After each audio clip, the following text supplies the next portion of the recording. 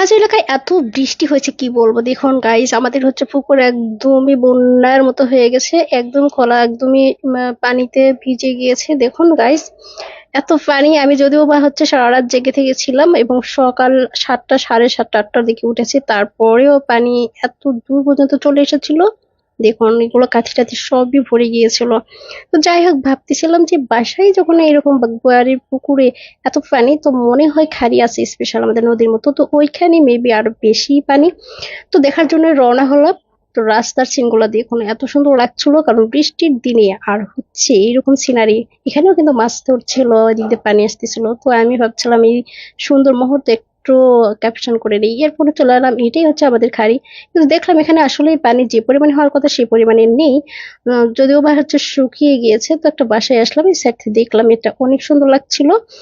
যদিও বা বেশি পানি একটা ছিলই না বললেই চলে। তো রাস্তাঘাট একবার হাঁটতেছিলাম আর দেখছিলাম, খুব মিস করছিলাম, কারণ বহুদিন পরে আমি হচ্ছে রাস্তায়, মানে হচ্ছে বাসা থেকে বের হয়েছি। কাজের চাপে আসলে বাসা থেকে বেরই হওয়া যা হয় না বললেই চলে। তো হচ্ছে এরপর দেখতেছিলাম চতুর্দিকে পানি পানি হয়ে, একদিকে অবশ্য ভালোই হয়েছে, কারণ তারা কিনা ধান চাষ করবে মেবি, এখনই মনে হয় ধানের চাষ করার সময়, আই ডোন্ট নো। তো সেটা ভালো, সবাই রাস্তাতে যাচ্ছিল আর বলতেছিল যে আমাদের গ্রামে যে ডাকাত ঢুকছিল, আর হচ্ছে বৃষ্টিও প্রচুর হচ্ছিল। লজ্জাপতি পেয়ে গেছি গাইস, এইখানে ফুল, ওর মা শৌখিন আছে। চাবিটা নাও তোমার, না একটা ফুল আছে। তো আমি যেখানে দেখি এগুলো মিস করি না। হ্যাঁ দেখুন কি লজ্জা পাইতেছে, এত লজ্জা পাইতেছে। ওয়াও, হাত সুন্দর থাকালে লজ্জা পাইতে আস্তে আস্তে, কি লজ্জা।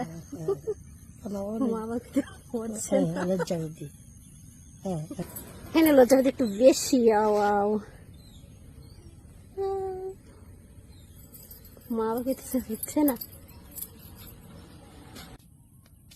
তো রাস্তায় আসার পর হচ্ছে আমাদের খালার বাসার পাশেই, তো রাস্তা আসার পর খালা বাসার পাশে পড়ে হচ্ছে আমাকে একটা খাবার দিল। এটা কি পাকান পিঠা না কি বলবে জানি না, এটা খাবারটা ভালো লেগেছিল। রাস্তায় আসতেছিলাম আর খাচ্ছিলাম, এরপর বাসায় চলে আসলাম। আসার পরও দেখলাম এখনো পানি আসলে আছেই।